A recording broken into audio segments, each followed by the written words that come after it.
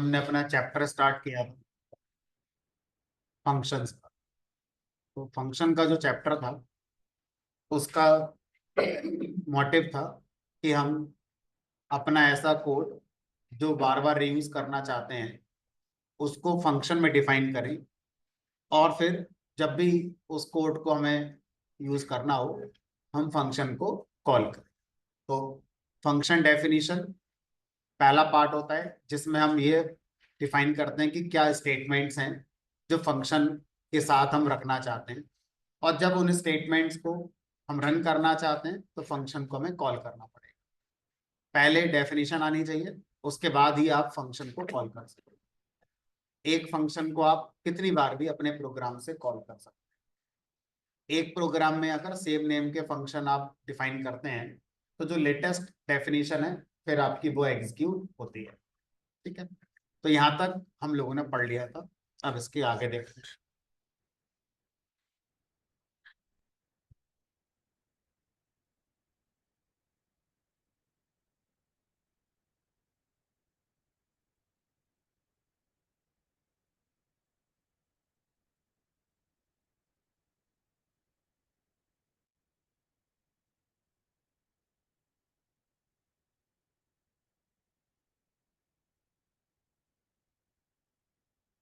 तो मान लीजिए मुझे क्या करना है, एक फंक्शन बनाना है जो दो नंबर का एडिशन करेगा, लाइक ऐड नाम से बना दिया। तो लास्ट क्लास में मैंने जो फंक्शंस बनाए थे उसमें से प्रिंट स्टेटमेंट लिखा था। थोड़ा सा लॉजिकली फंक्शन बनाएंगे आज। तो अब मैं ऐड फंक्शन के अंदर दो वैल्यू का सम करना चाहता हूँ। तो दो वैल्यू जो मैं सम करूंगा मैं उनको पहले वेरिएबल से डिफाइन कर लेता हूँ। Let us suppose a variable हो गया जिसकी वैल्यू 10 हो गई, बी वेरिएबल हो गया जिसकी वैल्यू मान लो 20 है। कुछ भी आप ना ऐसे सोच सकते हैं। अब मैंने इन दोनों का एडिशन करके प्रिंट। अब मैंने इस प्रोग्राम में एक फंक्शन और बनाया, मान लीजिए मल्टीप्लाई। और अब मैंने क्या करा, इस मल्टीप्लाई फंक्शन के अंदर मैंने ए और बी का मल्टीप्लिकेशन कराया। अब कल का कॉन्सेप्ट है कि कोई भी फंक्शन डिफाइन करेंगे तो एग्जीक्यूट नहीं होगा, जब आप उसे कॉल करेंगे तो हमारा वो एग्जीक्यूट होगा। तो पहले मैं ऐड फंक्शन को कॉल कर, तो मैंने ऐड फंक्शन को कॉल कर दिया। अब जब ऐड फंक्शन हम कॉल करेंगे तो ए और बी वेरिएबल हमारे डिफाइन होंगे, और फिर ए प्लस बी का रिजल्ट हमारा 30 आ जाना चाहिए। ऐड फंक्शन कंप्लीट हो गया। उसके बाद अब मैंने मल्टीप्लाई फंक्शन को कॉल किया। जब मैं इसे कॉल करूंगा तो फिर अब ये हमारा यहाँ पर देखते हैं 10 और 20 का मल्टीप्लिकेशन देगा या नहीं देगा। तो सर 30 तक तो सही है, प्लस वाला तो चल रहा है, लेकिन जब मल्टीप्लाई कर रहे हैं तो कह रहा है ए नाम से कोई वेरिएबल डिफाइन नहीं है। अब ऐसा क्यों है उसकी बात करते हैं। तो आपने एक टर्म सुना होगा रियल लाइफ के अंदर, लोकल ट्रेन, लोकल एसएमएस।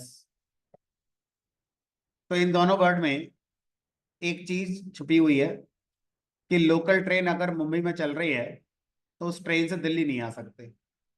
क्यों? क्योंकि लोकल का मतलब है सिर्फ मुंबई सिटी में ही चल रही है, उसका दायरा मुंबई सिटी है, उसके बाहर वो नहीं जाती।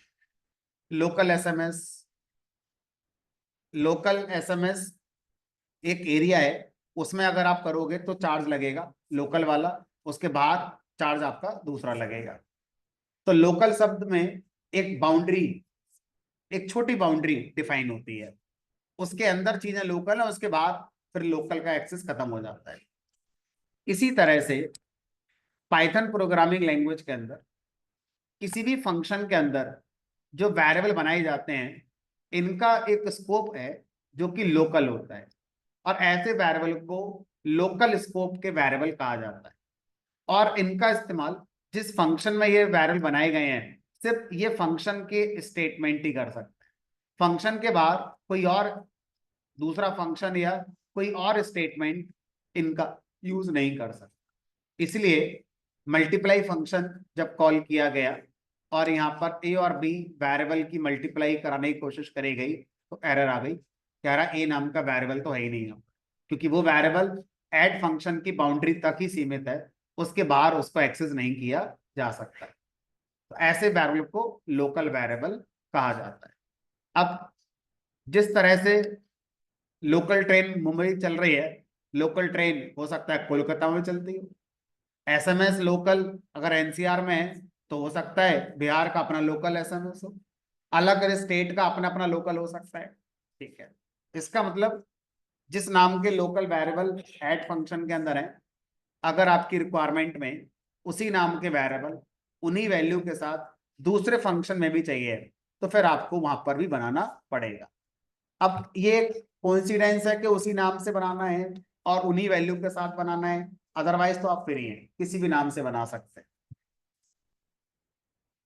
तो यहां पर हम क्या बोलेंगे कि ये लोकल वेरिएबल है ऐड के लिए और ये लोकल वेरिएबल्स हैं मल्टीप्लाई के। तो किसी भी फंक्शन के जो वेरिएबल्स होते हैं वो लोकल टू फंक्शन स्कोप रहते हैं, उसके बाहर आप उनको डायरेक्टली एक्सेस नहीं कर सकते हैं। इनडायरेक्टली कोई तरीका होता होगा जो पढ़ेंगे आगे जाके एक्सेस करने का। ठीक है, तो यहाँ से कॉन्सेप्ट बनकर आता है लोकल वेरिएबल। अब हाँ, तो अब मान लीजिए आप इस बात के साथ एग्री थे कि भाई मुझे क्या करना है, जितने फंक्शंस प्रोग्राम में बनाने हैं वो सारे सेम वेरिएबल पर काम करेंगे और सेम वैल्यू के साथ ही काम करेंगे। तो फिर आप क्या कर सकते हैं, फंक्शन के बाहर वेरिएबल बना सकते हैं। फंक्शन के बाहर आप क्या बना सकते हैं, अपने वेरिएबल बना सकते हैं। तो ऐसे वेरिएबल जो आप टॉप लेवल पर डिफाइन करते हैं फंक्शन के बाहर, ऐसे वेरिएबल को ग्लोबल स्कोप वेरिएबल कहते हैं।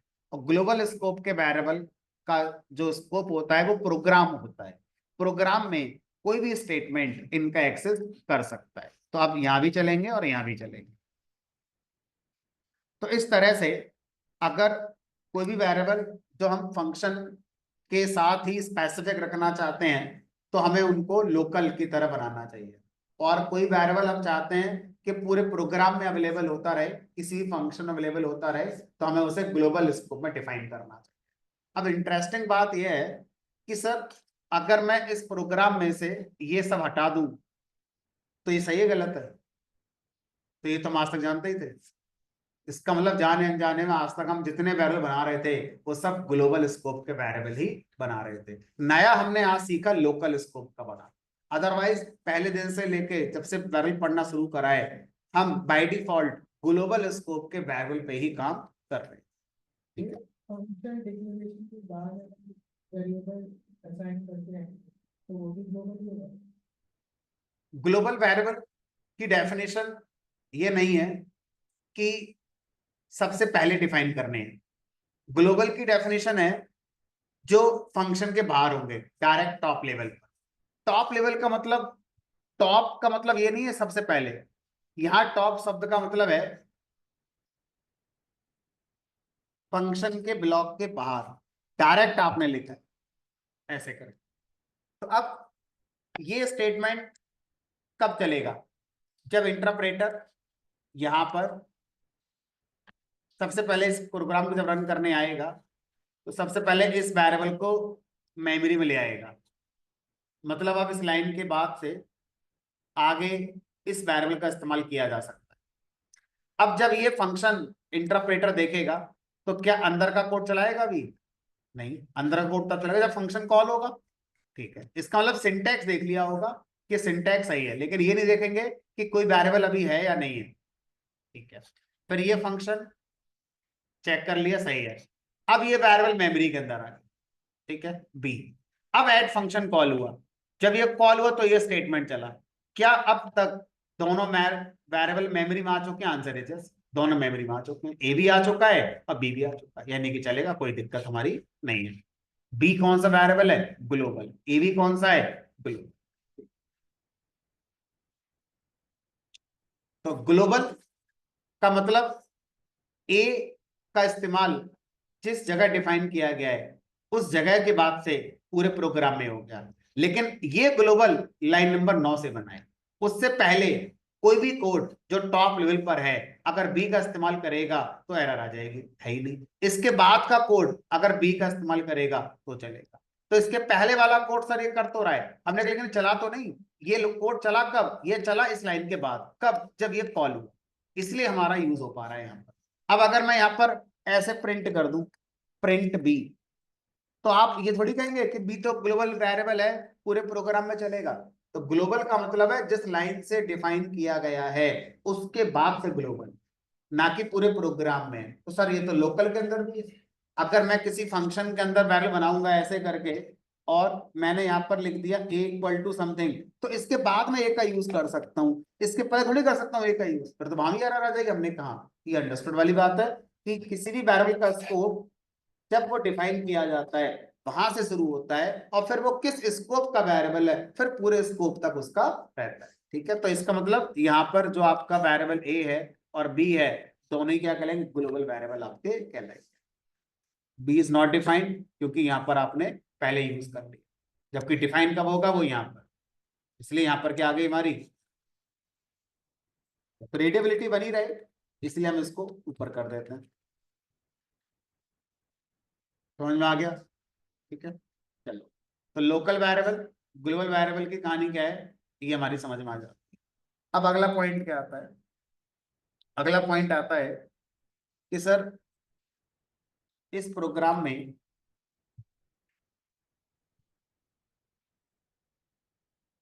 अगर मैंने ऐसे कर दिया a equal to 5 b equal to 6,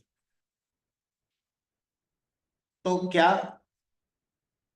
कोई भी फंक्शन लोकल वेरिएबल उन्हीं नाम से बना सकता है जिस नाम से पहले ही बन चुके हैं ग्लोबल वेरिएबल? आंसर है यस, बना सकता है। यानी कि अब ऐड फंक्शन के अंदर ए और बी अपने लोकल माने जाएंगे। तो जब ऐड फंक्शन के स्टेटमेंट्स ए और बी वेरिएबल का यूज करेंगे तो फिर किसको प्रायोरिटी मिलेगी, प्रेफरेंस किसको मिलेगी? तो आंसर आया पहले लोकल को मिलेगी। अगर लोकल में नहीं होते तो फिर ग्लोबल को मिलेगी। यानी कि जब ए प्लस बी ऐड में चलेगा तो यहाँ पर 5 और 6 के अकॉर्डिंग रिजल्ट 11 आएगा। लेकिन जैसे ही फंक्शन कंप्लीट होगा मेमोरी से हमारे क्या होंगे? डिलीट हो जाएंगे। ठीक है, अब जब मल्टीप्लाई फंक्शन कॉल होगा तो ए और बी मल्टीप्लाई के लोकल स्कोप में ढूंढा जाएगा, नहीं है तो कहां ढूंढा जाएगा? ग्लोबल स्कोप में ढूंढा जाएगा। मिल गया तो इसका आंसर भी क्या आएगा?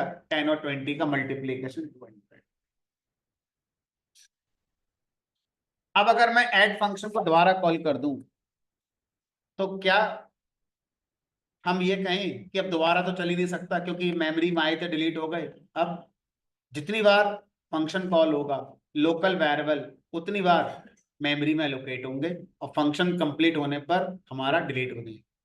ग्लोबल वेरिएबल पूरे प्रोग्राम के लिए मेमोरी में एक बार एलोकेट होते हैं, जब प्रोग्राम खत्म होगा तब डिलीट होते हैं। लोकल वेरिएबल फंक्शन जितनी बार रन हो रहा है, जितनी बार कॉल हो रहा है उतनी बार आते हैं और फंक्शन कंप्लीट होते ही फिर डिलीट हो जाते हैं। ठीक है, तो इस तरह से हमारा हर फंक्शन के लोकल वेरिएबल और ग्लोबल वेरिएबल का कॉन्सेप्ट यहाँ पर हो जाता है। अब सर हम ये चाहते हैं कि जो ए और बी लाइन नंबर 5 और 6 पे लिखे गए हैं हम चाहते हैं ये लोकल माने ना जाए, हम चाहते हैं ये ग्लोबल वाले में ही अपडेट माना जाए। तो अब ये कैसे होगा? कोई भी फंक्शन अगर किसी भी वेरिएबल को लोकल ना मानकर ग्लोबल ही मानना चाहिए तो उसके लिए फिर आपको क्या करना होता है? फंक्शन के अंदर एक स्टेटमेंट लिखना होता है यूजिंग ग्लोबल कीवर्ड। तो कीवर्ड है जिसका नाम है ग्लोबल, और ग्लोबल कीवर्ड के आगे क्या लिखोगे? उन वेरिएबल्स के नाम जिनको फंक्शन के अंदर आपको हमेशा ग्लोबल की तरह यूज करना है, कभी उनको लोकल कंसीडर ना किया जाए। कौन कौन से? हमने कहा ए है, कॉमा बी है। तो अब इस लाइन का मतलब है कि इस लाइन के बाद जब भी ए और बी वेरिएबल मिलेंगे ऐड के अंदर तो हमेशा उनको ग्लोबल का दर्जा ही मिलेगा, कभी वो लोकल वाले नहीं माने जाएंगे। और अगर उनमें चेंज किया गया तो वो ग्लोबल वाले ही चेंज हो जाएंगे। और बाकी के हिस्से में जब कभी एक्सेस होगा ऐड चलने के बाद, तो जो अपडेटेड वैल्यू है वही मिलेगी। इसका मतलब जब ये लाइन चलेगी तो 5 और 6 11 आ गया।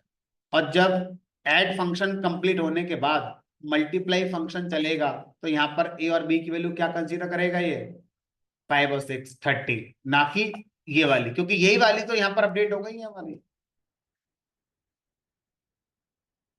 और अगर मैं इसको यहां से हटा दूं तो ये अपना local.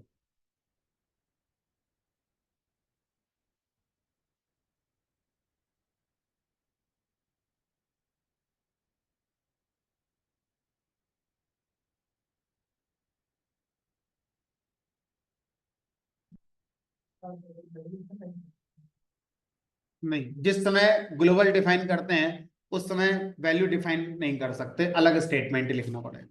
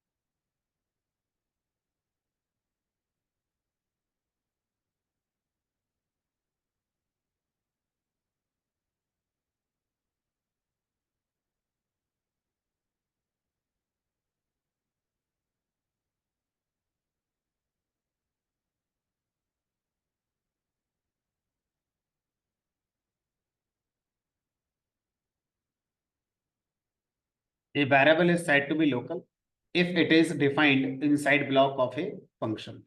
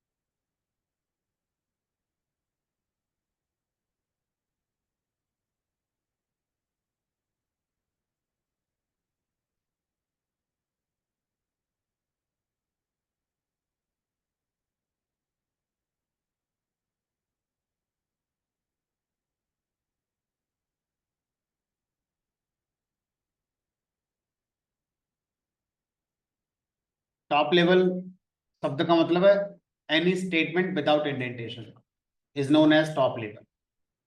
It can be in the middle of program. It can be at the end of program.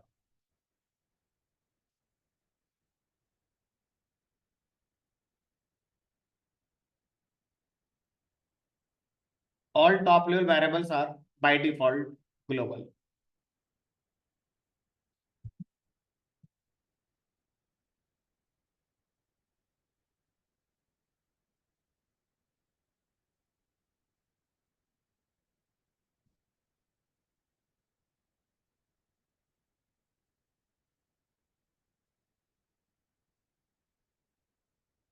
इस लाइन को ध्यान से समझना है.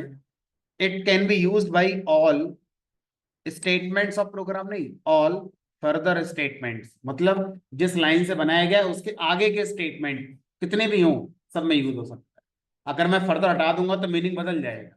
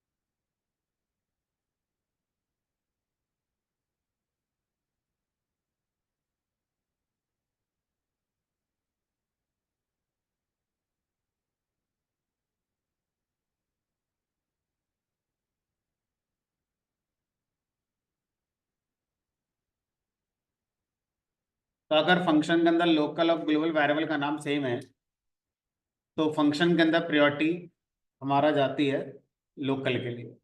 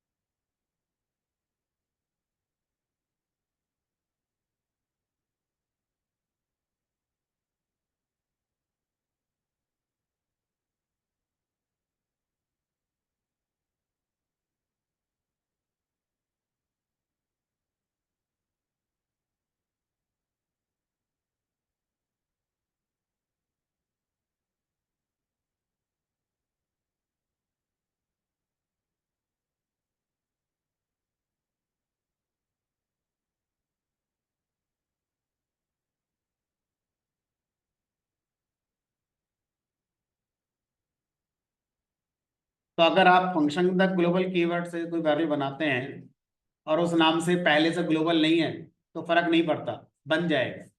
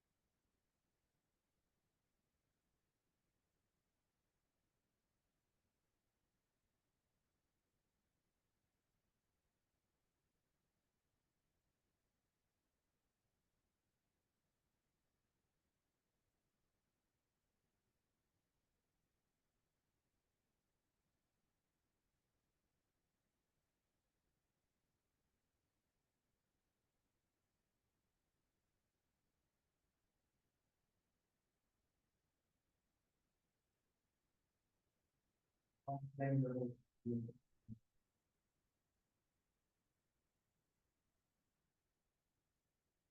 फंक्शंस में है local variables of same name. Add function बनाया, मल्टीप्लाई फंक्शन बनाया, उसमें भी एक वेरिएबल एक्स नाम का और इसमें भी एक वेरिएबल एक्स नाम का।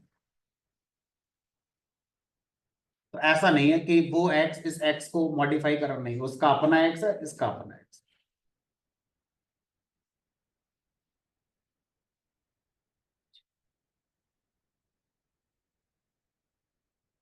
चलिए, तो अब तक जो बताया उसको मैंने शॉर्ट में लिख दिया। अब फंक्शन में अगले लेवल पर आगे बढ़ते हैं।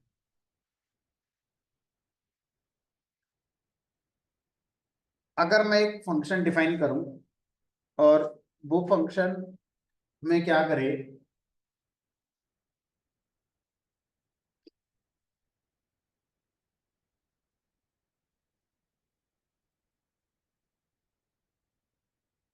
दो नंबर का मान लो एवरेज निकाल के दे, तो मैंने एक फंक्शन बनाया एवरेज।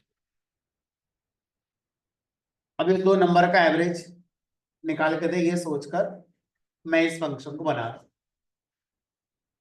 तो मैंने क्या करा, जिन दो वैल्यूज का ये एवरेज निकालेगा मैंने उनको पहले लोकल वेरिएबल मान लिया, और जो भी एवरेज आया उसको मैंने सीधा अपना प्रिंट करा लिया।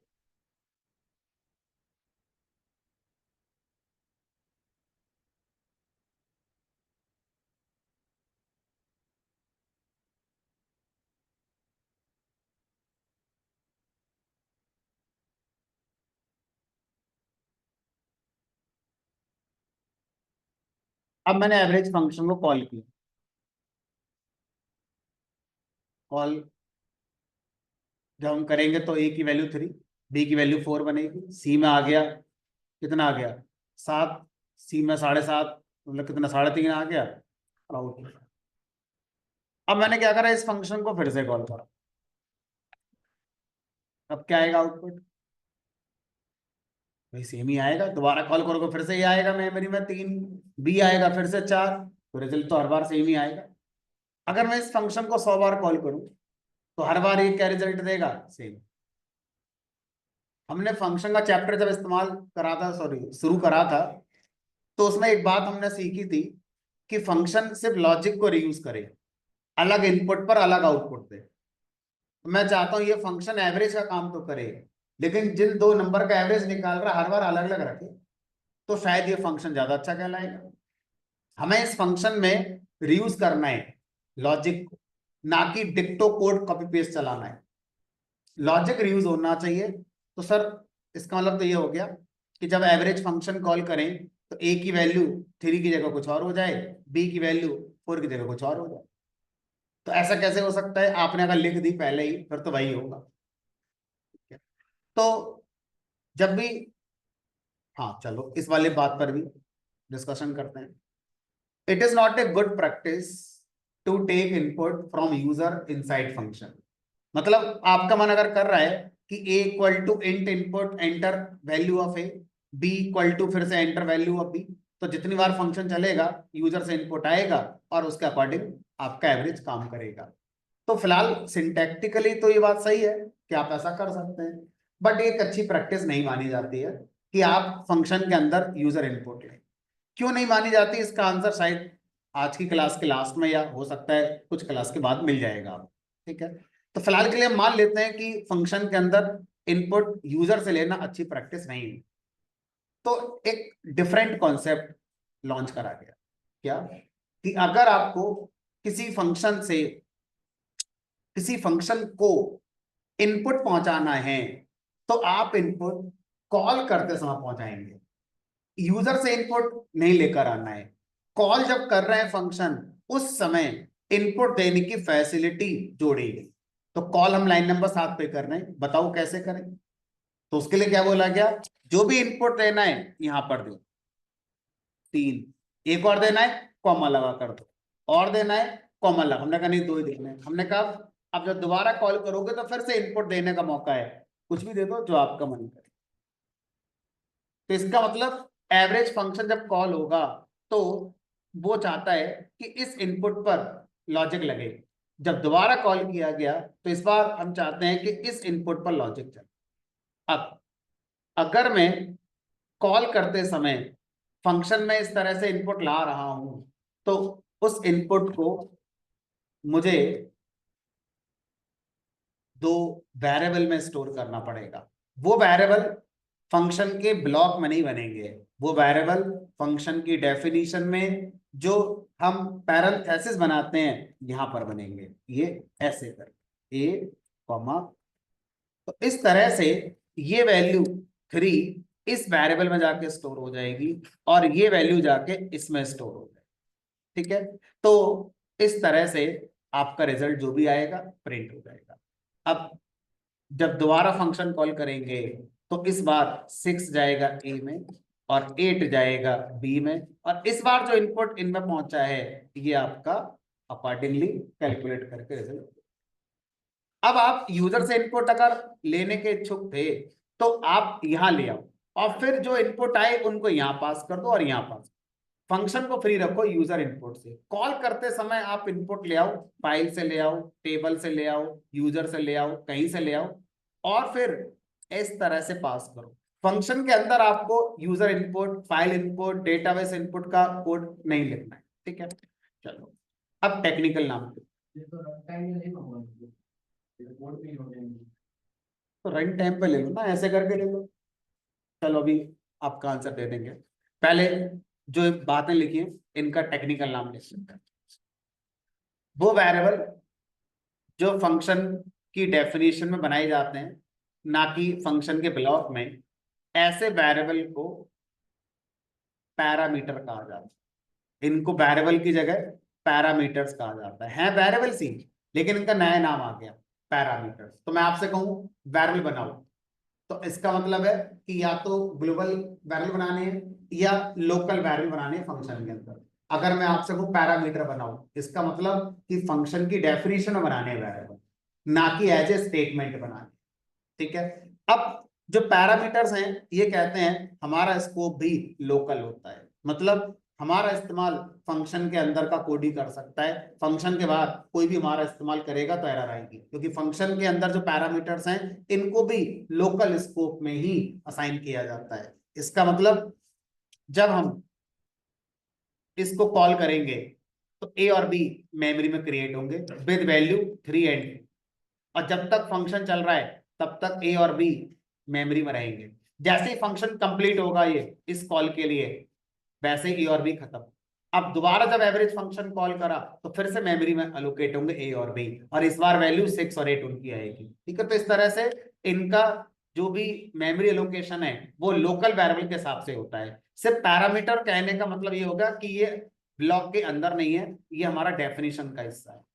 जब फंक्शन को कॉल करते समय हमें ये पता हो कि फंक्शन पैरामीटराइज्ड है, मतलब उस फंक्शन के अंदर पैरामीटर्स बनाए गए हैं, तो कॉल करते समय अब ये हमारा रूल है कि जितने पैरामीटर हैं उतनी वैल्यू पास करनी पड़ेगी, जितने पैरामीटर फंक्शन हो उतनी वैल्यू पास करनी पड़ेंगी। और इन वैल्यूज को जो हम कॉल करते समय पैरामीटर के लिए पास करते हैं आर्गुमेंट्स कहा जाता है। इन्हें बोलते हैं argument. These are the parameters and these are the arguments. तो जितनी बार फंक्शन कॉल होगा हर कॉल के लिए आर्गुमेंट्स पास करने होंगे करस्पॉन्डिंग पैरामीटर्स के लिए। तो अब ये दोनों मिलकर पैरामीटर और आर्गुमेंट क्या रिप्रेजेंट करते हैं, फंक्शन का इनपुट रिप्रेजेंट करते हैं। ठीक है, अब जो आप कह रहे थे उसको मैं अलग प्रोग्राम से चला कर दिखाता हूं कि इसमें फिर यूजर से इनपुट तो आया ही नहीं। हमने कहा देखो अभी मैंने यहाँ पे लिखा x equal to int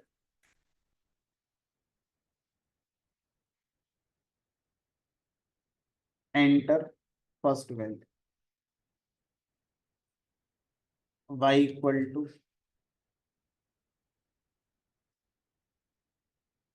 enter second. अब जब मैंने एवरेज फंक्शन कॉल किया तो मुझे जो एक्स और वाई में रन टाइम डेटा आया है वो मैं पास करना था, यानी कि आर्गुमेंट जरूरी नहीं है वैल्यूज हो, आर्गुमेंट हमारे वेरिएबल्स भी हो सकते। ठीक है, तो इस तरह से अगर आपको यूजर से इनपुट लेकर फंक्शन में पहुंचाना है तो ये अप्रोच है, रादर देन कि लाइन नंबर 5 और 6 को कट करके सीधा फंक्शन पेस्ट मार दो, वो अप्रोच पुअर होगी। क्यों होगी वो भी आंसर नहीं दिया है मैंने अभी, बस आपका आंसर दे दिया कि यूजर से इनपुट लेकर अगर फंक्शन डेटा पहुंचाना है तो ये अप्रोच हमें यूज करनी चाहिए।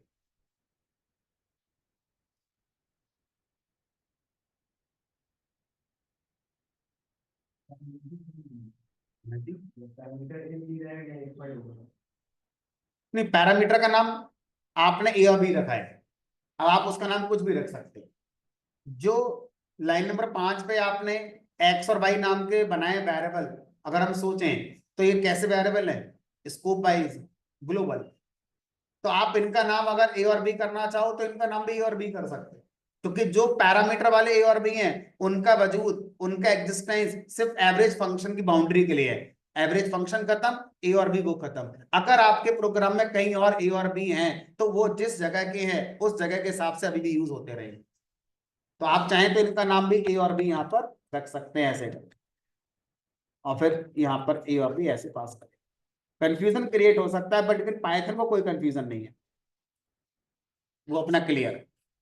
तो ये ए और बी में जो वैल्यू है थ्रू आउट प्रोग्राम आगे कहीं भी इस्तेमाल कर लो, लेकिन यहाँ पर जो ए और बी की वैल्यू आई है वो सिर्फ इस फंक्शन के लिए ही बनी है, इसके अलावा कोई और उन्हें यूज नहीं कर सकता। ठीक है, तो जनरली हम ऐसा नहीं करते, बट करना चाहो तो कोई रोक नहीं रहा हमारे लिए। इस तरह से कॉन्सेप्ट है फंक्शन के पैरामीटर्स और फंक्शन के आर्गुमेंट्स।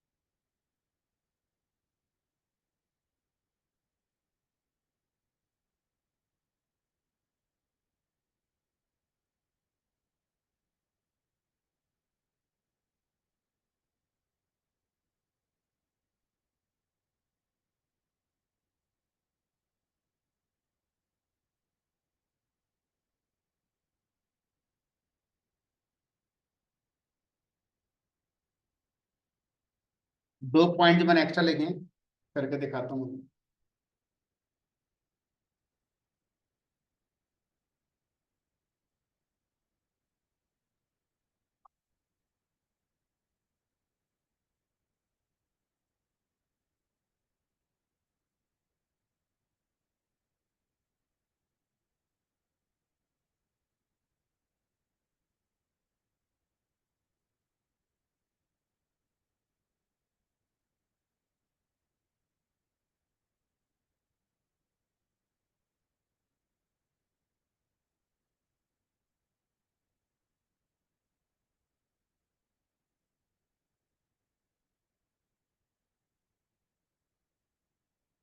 ऊपर वाली डेफिनेशन को थोड़ा सा मैं एक दो वर्ड ऐड कर रहा हूँ क्योंकि थोड़ी क्लैरिटी बढ़ जाएगी। Parameters and argument concept are used to pass input values to function logic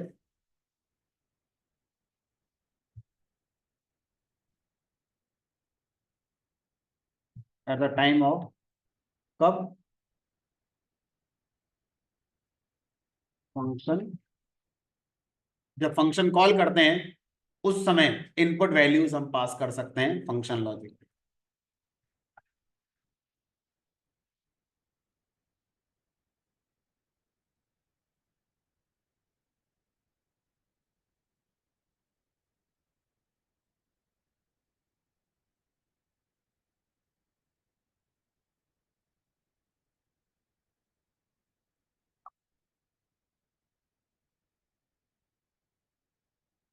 अब जो ये दो लाइन लिखी है इनका मतलब क्या वो समझो।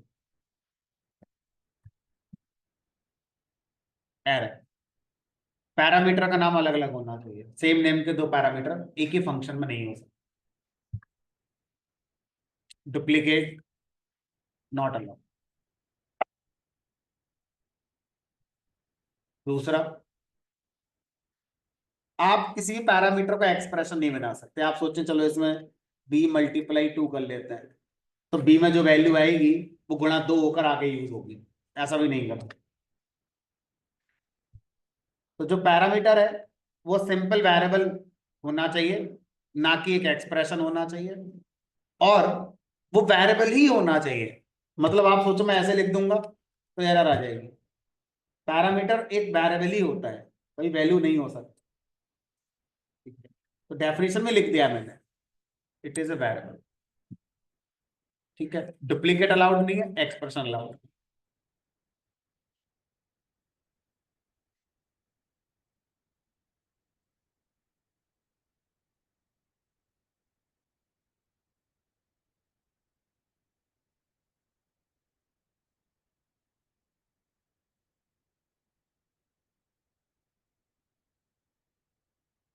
वैल्यू ऑफ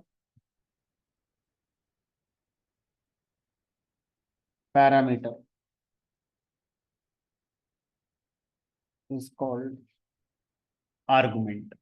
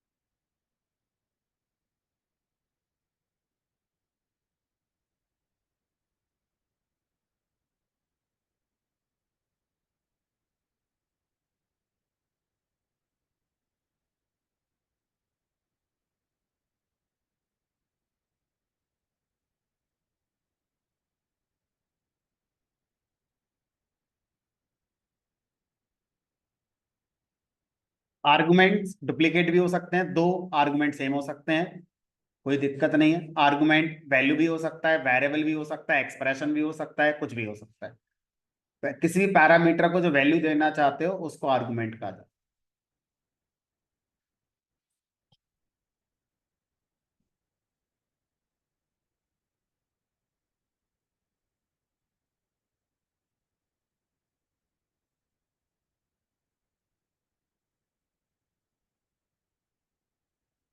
अपने मन से आर्गुमेंट पास नहीं करने होते हैं, आप डिपेंड करते हैं डेफिनेशन के ऊपर।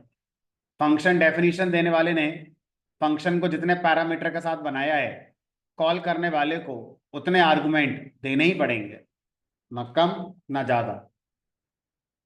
तो डिसीजन मेकर कौन है, फंक्शन डिफाइन करने वाला या फंक्शन कॉल करने वाला? अभी तो हम एक ही हैं, हम ही बना रहे हैं, हम ही कॉल कर रहे हैं। लेकिन ये बदल जाएगा समय, है ना। डिफाइन करने वाले अलग लोग होते हैं, कॉल करने वाले अलग लोग होते हैं।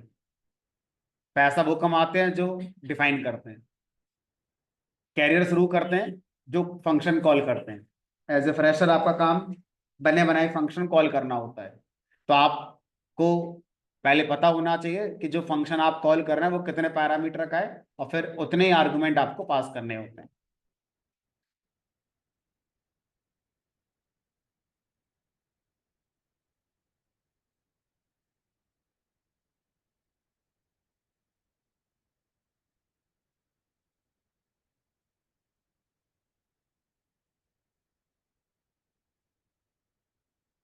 अब जो मैंने लास्ट में लिखा है उसको करके दे।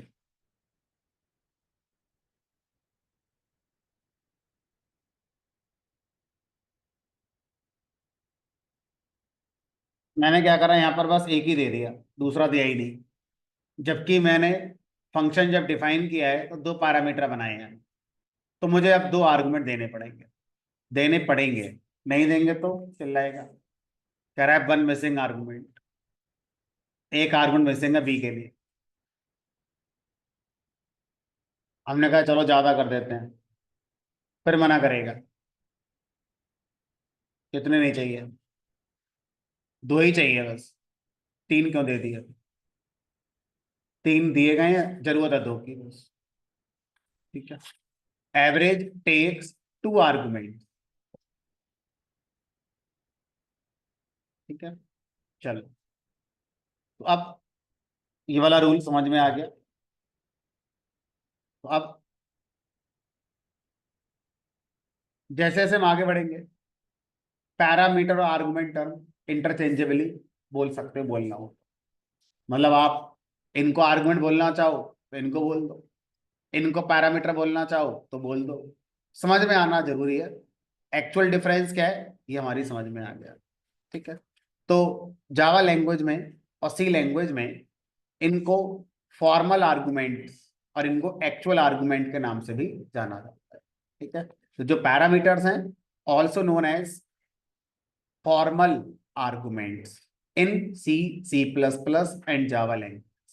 बट इन पाइथन ऐसी कोई टर्मिनोलॉजी नहीं है, सिर्फ पैरामीटर ही हम कह सकते हैं। चलो, अब अगला पॉइंट ये आता है कि सर ये कैसे पता चलता है कि किसी फंक्शन को पैरामीटराइज बनाएं या ना बनाएं। बनाएं तो कितने पैरामीटर बनाएं, कितने बनाएं, उनके नाम क्या रखें, फिर कॉल करने वाले को तो फॉलो करना है, उसको दिमाग लगाना ही नहीं है। दिमाग वाला काम तो जिसने डिफाइन करना है उसको लगाना है। कैसे पता चला कि पैरामीटराइज फंक्शन बनाना है या नहीं? पहला क्वेश्चन तो ये है। फिर दूसरा क्वेश्चन, कितने? तीसरा क्वेश्चन, किस नाम के? तीनों का आंसर अगर आपने ले लिया तो आप चीजों को बेटर मैनर में समझ पाएंगे। बताओ पहले क्वेश्चन का आंसर।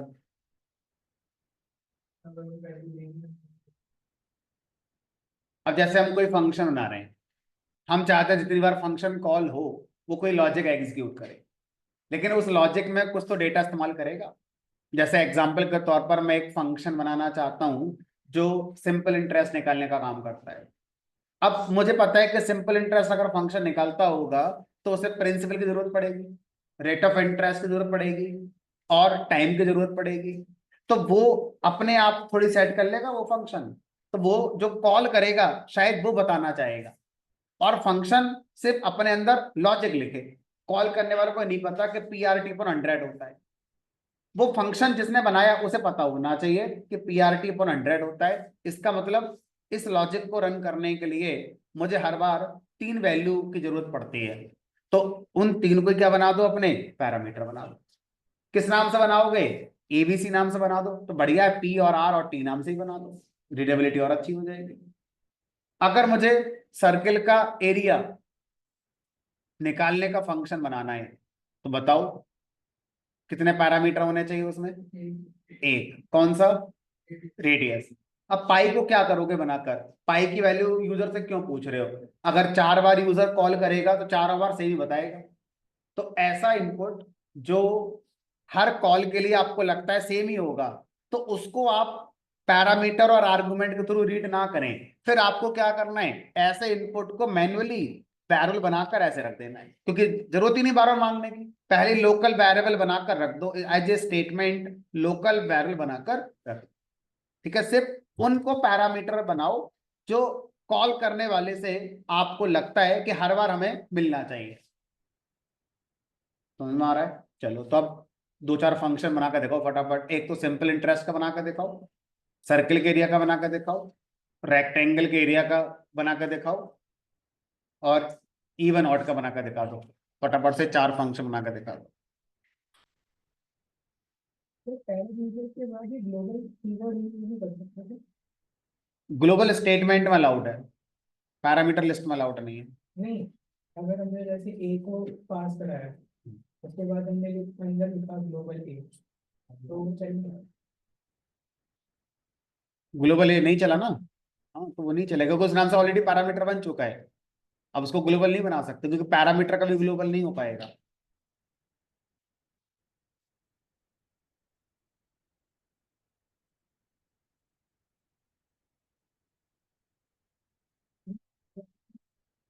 पहले यूजर की हमने ए ले लिया, पर हमें आगे ए को अपना यूज करना है ग्लोबल वाले।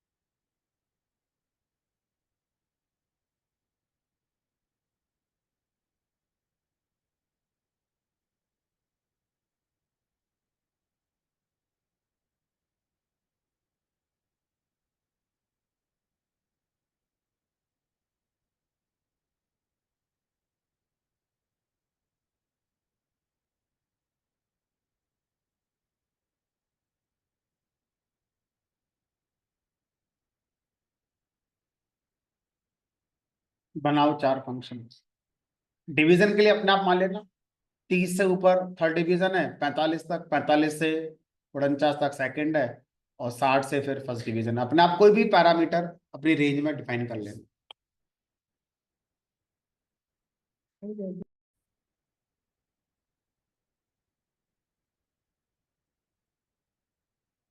देखो, जो पहला है उसमें फंक्शन का नाम मान लो मैंने ऐसा ही कर दिया, सिंपल इंटरेस्ट। अब सिंपल इंटरेस्ट जब भी निकाला जाता है तो तीन वैल्यू की जरूरत पड़ती है, प्रिंसिपल, रेट ऑफ इंटरेस्ट और टाइम। तो उन तीनों को मैं क्या बनाऊंगा यहाँ पर, अपने पैरामीटर बनाऊंगा। पी नाम से बना दिया, आर नाम से बना दिया, टी नाम से बना दिया। अब यहाँ पर मैं अपना लॉजिक लिखूंगा कि interest is equal to P multiply R multiply T divide by 100, और जो भी आई वेरिएबल में रिजल्ट आएगा मैंने प्रिंट करा। ठीक है, अब मैंने इस फंक्शन को कॉल करा, और कॉल करते समय रूल है कि जितने पैरामीटर आपने बनाए हैं उतने आर्गुमेंट आपको देने पड़ेंगे। तो अब आपने यहाँ पर सबसे पहले जो आर्गुमेंट देना है वो पी के लिए देना है। मान लो 5,000 प्रिंसिपल हो गया, रेट ऑफ इंटरेस्ट मान लो 6.5% का हो गया, टाइम मान लो 3 साल का हो, तो ये वैल्यू जाएगी इसमें, ये वैल्यू जाएगी इसमें, ये वैल्यू जाएगी इसमें।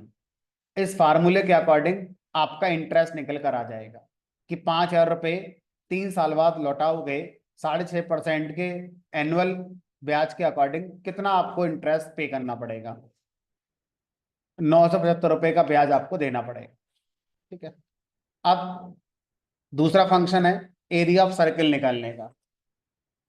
तो यहाँ पर फंक्शन का नाम कर दिया मान लो मैंने एरिया अंडरस्कोर सर्कल। ठीक है, अब सर्कल के एरिया निकालने का जो फार्मूला होता है वो हमारा होता है पाई आर स्क्वायर। ठीक है, तो यहाँ पे लिखेंगे एरिया इज इक्वल टू पाई। पाई को चाहे तो वेरिएबल बना लो और चाहो तो डायरेक्ट लिख दो, इनटू आर स्क्वायर, आर की पावर 2, और उसके बाद इसको हमने प्रिंट कर दिया। लेकिन अब हमें ये देखना है कि सर आर वेरिएबल कहाँ से आएगा। हमें जो सर्कल का एरिया फंक्शन कॉल करेगा हम उससे आर की वैल्यू लेना चाहते हैं। अगर उससे आर की वैल्यू लेना चाहते हो तो क्या बनाओगे, इसको यहाँ पर पैरामीटर बनाओगे। तो आप जो भी इसे कॉल करेगा वो एक आर्गुमेंट पास करेगा, क्योंकि एक ही पैरामीटर है, और उसी को फार्मूले में यूज कर रहे हैं, क्योंकि ये वैल्यू तो फिक्स कर ही दी हमने पहले यहाँ पर। ठीक है, तो मान लो मैंने दे दिया 5, तो सर्कल का एरिया 5 है, तो सॉरी सर्कल की रेडियस अगर 5 है तो उसका एरिया इतना आएगा। अब तीसरा फंक्शन था रेक्टेंगल का एरिया निकालना, एरिया ऑफ रेक्टेंगल। अब एरिया ऑफ रेक्टेंगल का फार्मूला होता है एल इंटू बी। ठीक है, अब ये बन नहीं है, ध्यान रखना, बन ऐसे होता है, ये एल है, ऊपर वाला जो डंडी है उसमें डिफरेंस है, तो ये एल है। ठीक है, बन नाम से वेरिएबल कभी नहीं हो सकता। तो अब एल इंटू बी और प्रिंट कर दिया ए।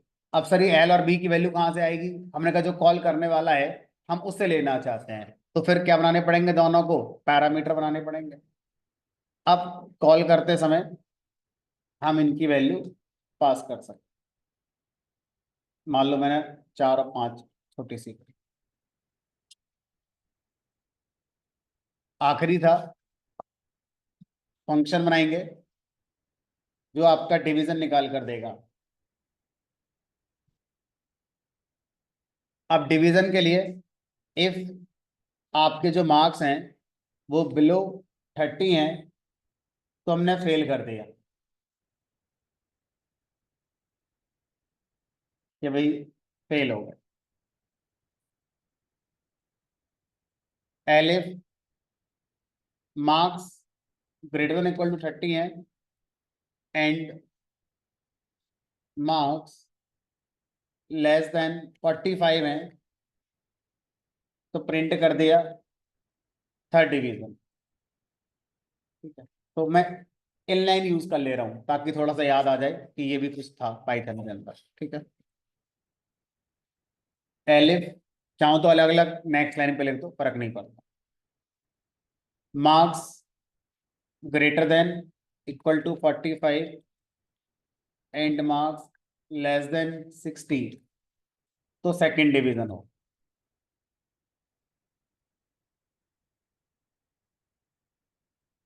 Elif marks greater than equal to 60, तो भाई आपकी फर्स्ट डिवीजन। अब सर इस पूरे कोड में सब कुछ ठीक है, बट ये मार्क्स वेरिएबल कहाँ से आएगा।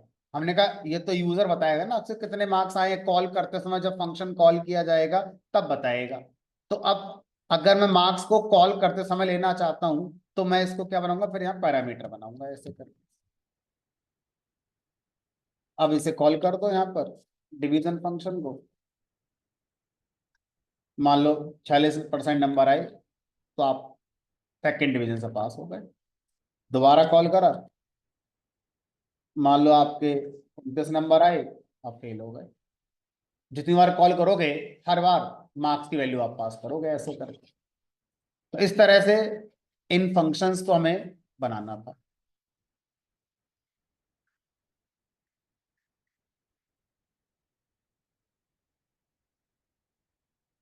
तो जो फंक्शन डिफाइन करने वाले होते हैं वो सीनियर प्रोग्रामर होते हैं, जो फंक्शन कॉल करने वाले होते हैं वो जूनियर प्रोग्रामर होते हैं। तो आप ये सोचोगे सर हम तो अभी जूनियर ही हैं तो हमको डिफाइन थोड़ी करेंगे आगे जाकर। तो सोच कर देखो, जो चीज मैंने अपने पोस्ट ग्रेजुएशन में पढ़ी थी, थोड़ी अगली जनरेशन में वो 12th में आ गई, अब वो 6th में है।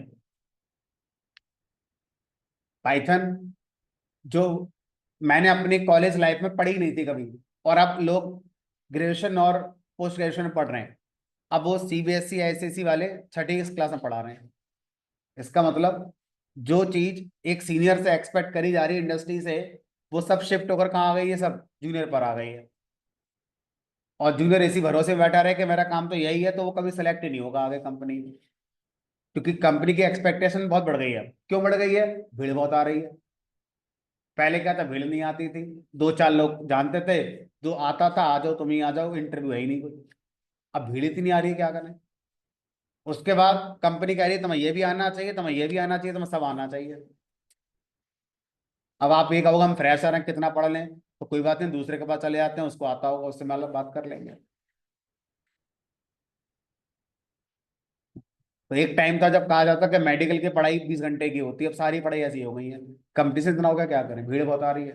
हर कोई पाइथन पढ़ रहा है, हर कोई डेटा एनालिटिक्स पढ़ रहा है, कितना तो ड्यूकेटम पढ़ रहा है, पता नहीं, सोचो कितने नोएडा में इंस्टीट्यूट होंगे, कहाँ कहाँ कितने कितने पढ़ रहे होंगे, और कितने ऑनलाइन ओडेमी वगैरह से पढ़ रहे होंगे।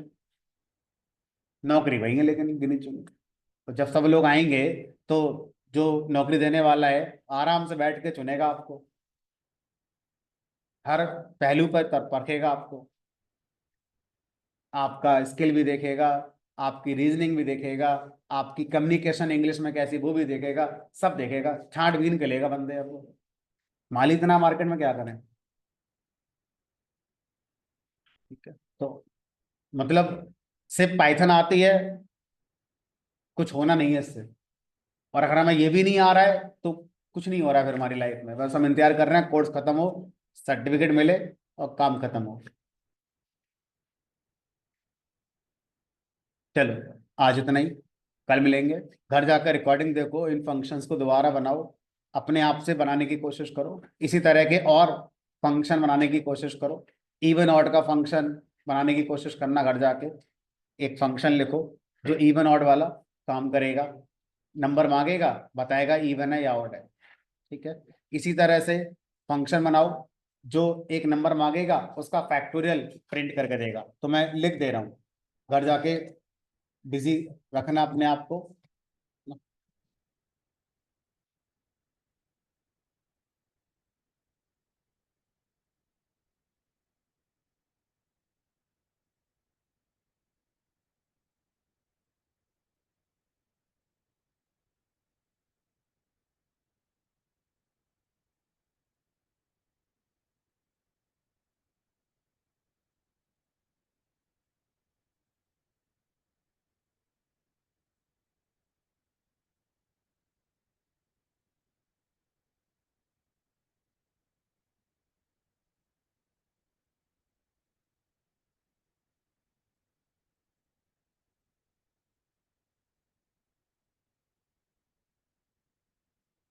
और क्या क्या पढ़ाया था।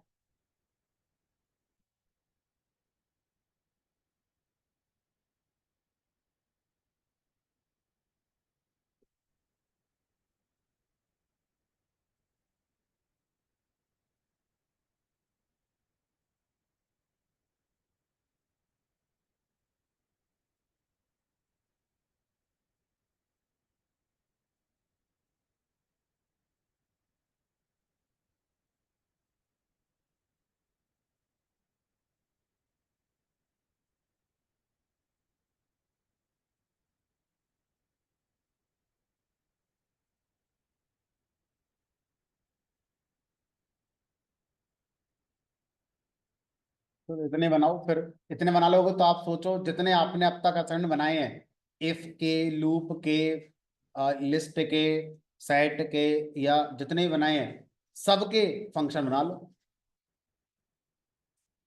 तो अब तक मैंने लगभग आपको 50-60 क्वेश्चन करा दिए असाइनमेंट के ऊपर। 50 फंक्शन बना लो सबके, हर काम का फंक्शन बना लो। ग्रेटेस्ट ऑफ थ्री शुरू करो इवन आउट से, प्रॉफिट लॉस का फंक्शन बना लो। Write a function to check profit और loss, write a function to find the greatest of three. तो हर फंक्शन पैरामीटर से बनाना है, यूजर से इनपुट कुछ नहीं लेना है, पैरामीटर से बनाएंगे, कॉल करते समय हम अपनी वैल्यू पास करेंगे। हो गए 50 फंक्शन, कम से कम 50 फंक्शन हो गए बनाने को आपके पास। चल, जो बनाएगा वो सीखेगा और अच्छे से आगे जाएगा।